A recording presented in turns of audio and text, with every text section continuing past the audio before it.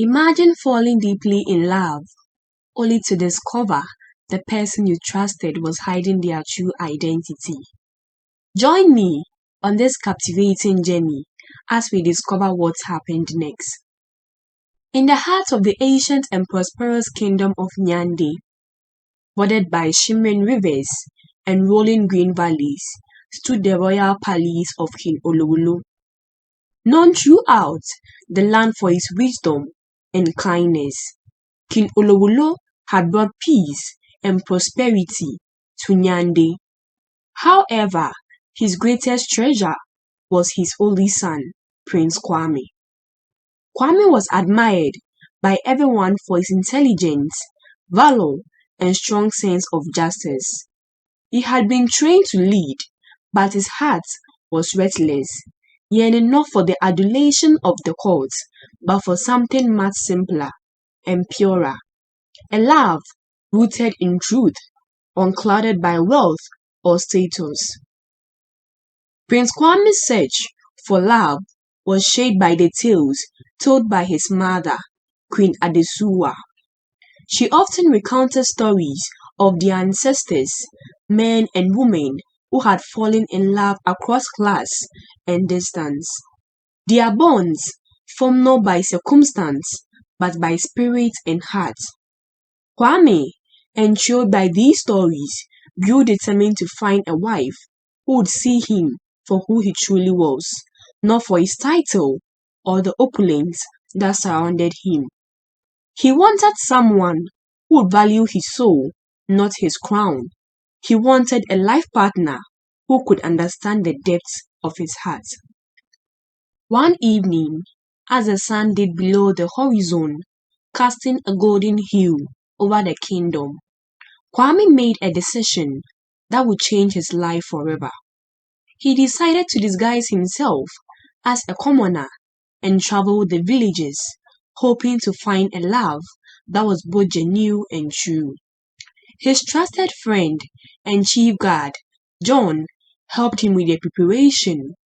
Though he was apprehensive about the potential dangers that lay ahead, Kwame assured him that this journey was necessary, that he needed to see the world outside the palace walls, to understand his people better, and to find the one person meant for him.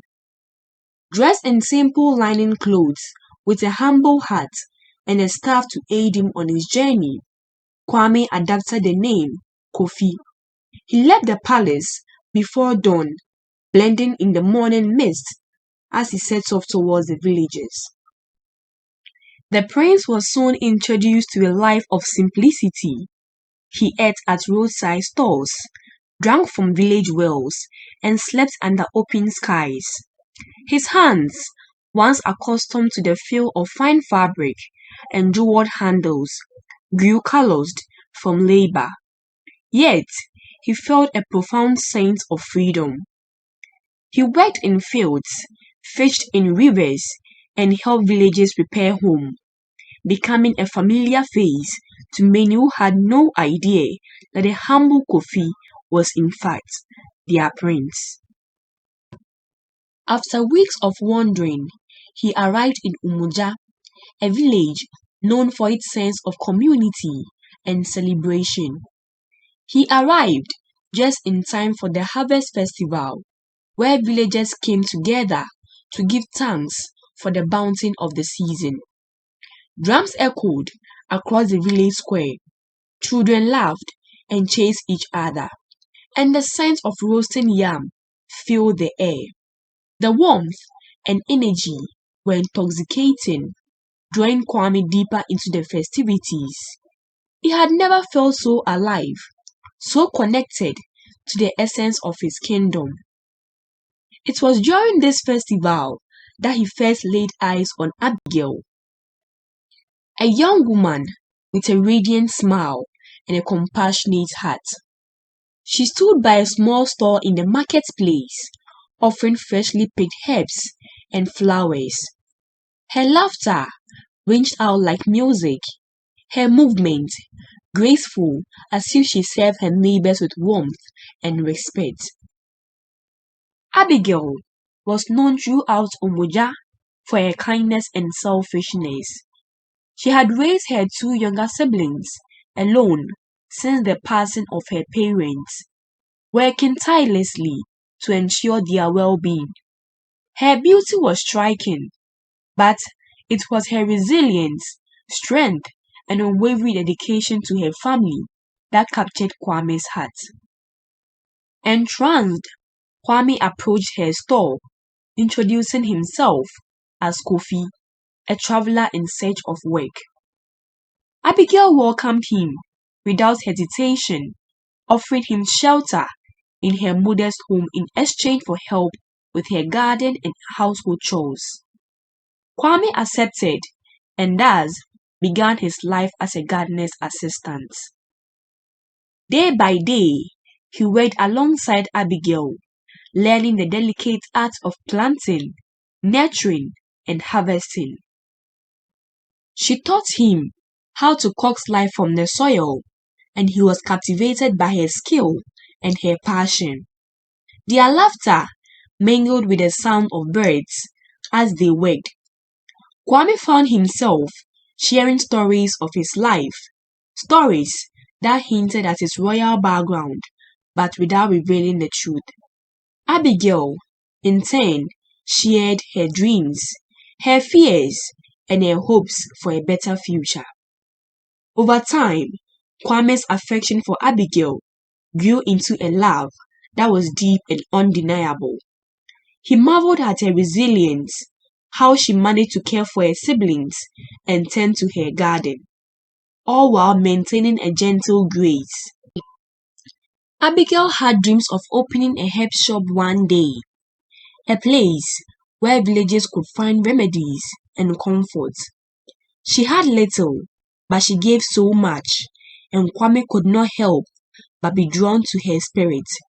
For the first time, he felt a love that was simple, pure, and real. However, not everyone in Umuja was pleased with the bond forming between Kofi and Abigail. Bakari, Abigail's childhood friend, had long harbored feelings for her. He had watched from afar as she grew into the beautiful woman she was, hoping that one day she would see him as more than just a friend. But when Kofi arrived, Bakari sensed a change in Abigail. She laughed more freely, her eyes sparkled, and she seemed to carry a lightness that has been absent before. Jealousy gnawed at Bakari, and he began to scrutinize Kofi, convinced that he was hiding something. As rumors began to spread, the villagers grew suspicious of Kofi. Some wondered if he was a runaway, hiding from something or someone.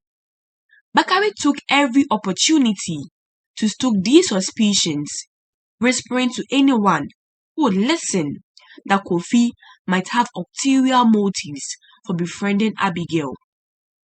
The warmth that Kofi had once felt in Umuja began to wane as villagers cast wary glances his way. Around this time, word reached Umuja that Prince Kwame was soon to choose a bride, igniting a frenzy among the young women of the village. Many dreamed of a life in the palace, imagining themselves adorned in silk and jewels, standing beside the prince. Abigail, however, laughed off the idea, joking that no prince would be interested in a poor gardener like her. Though her words were light-hearted, Kwame's heart ached, realizing that his disguise has created a chasm between them, a barrier of the truth. The festival of Umuja approached, a celebration honoring the virtues of unity, compassion, and gratitude. Villagers prepared for days, decorating their homes, preparing feasts, and organizing dances. Kwame and Abigail worked side by side, decorating her garden and preparing food for the celebrations. That night, As they danced under the stars, Kwame felt a peace he had never known. Yet, he was painfully aware that his secret could shatter this happiness. Unable to bear the weight of his secret any longer, Kwame decided to reveal his true identity. That evening, he took Abigail aside and with a heavy heart confessed that he was Prince Kwame, the heir to the kingdom of Nyande. Abigail's face reflected a mixture of shock, betrayal, and hurt. She felt as though the ground had shifted beneath her feet. The man she had come to care for was not who he claimed to be, and she struggled to reconcile the kind-hearted Kofi she had known with the royal prince before her. Overwhelmed, Abigail withdrew, needing time to process the revelation. Kwame, devastated, respected her decision, realizing that his quest for love had come at a cost.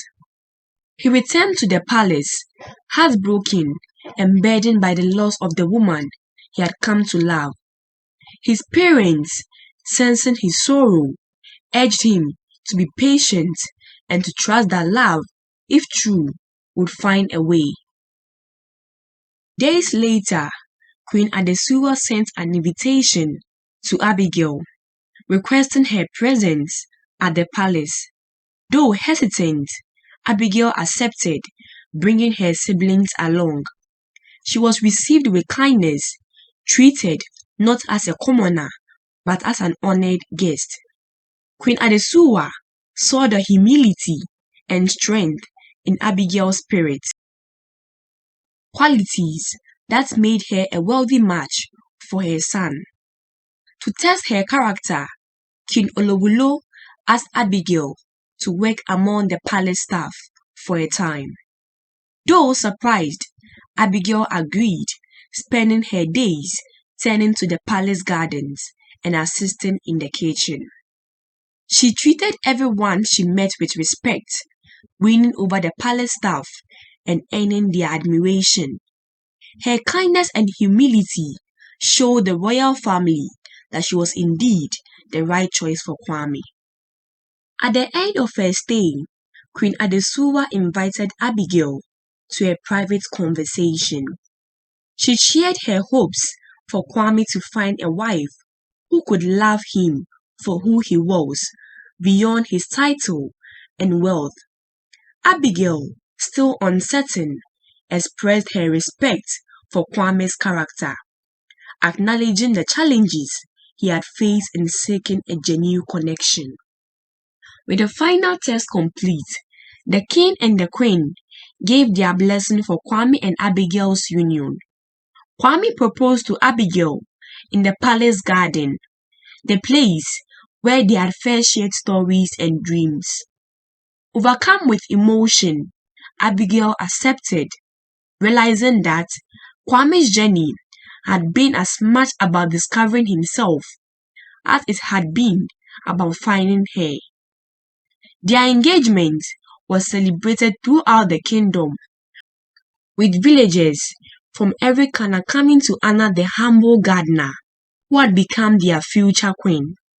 Abigail, now a princess, remained connected to her roots, working to uplift the life of farmers, artisans, and villagers, ensuring that the spirit of Umoja, the unity that had brought her and Kwame together, would forever remain in the heart of Nyande. These are some of the moral lessons we can learn from this story. 1. True love sees beyond appearance. Kwame sought someone who could love him for his character, not for his title or wealth. This shows that true love isn't based on status or riches, but on genuine connection and understanding. Secondly, honesty is essential in relationships.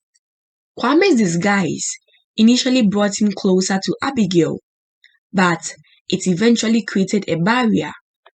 His story highlights the importance of honesty in building trust and genuine relationships. Lastly, patience, and forgiveness can heal relationships.